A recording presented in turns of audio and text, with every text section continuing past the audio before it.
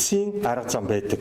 Бид нар энэ арга одоо ажил хаялтанд битгий хүрээсэй гэж хүсэж байгаа. Өнөөдрийн хэвлэлийн урлагийн гол одоо point нь бол гол агуулга нь ажил хаялт хийх хуулийн нөхцөл бүрдсэн байна шүү гэдгийг засгийн газар эрчим хүчний яамд бол одоо анхааруулж байна.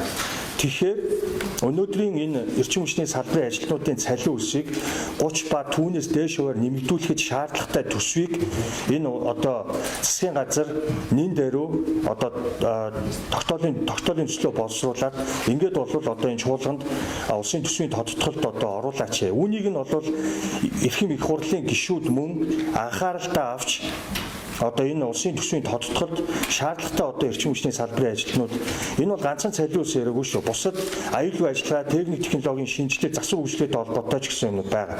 Тэгэхээр энийг бол их хурлын гишүүд мөн анхааралтай авч одоо энэ улсын төсвийг одоо оновчтой эрчим хүчний салбарын төсвийг бол оновчтой байдлаар бол одоо тавьж өгөөч гэсэн ийм бол одоо шаардлага өргүүлж байна. Тэгээд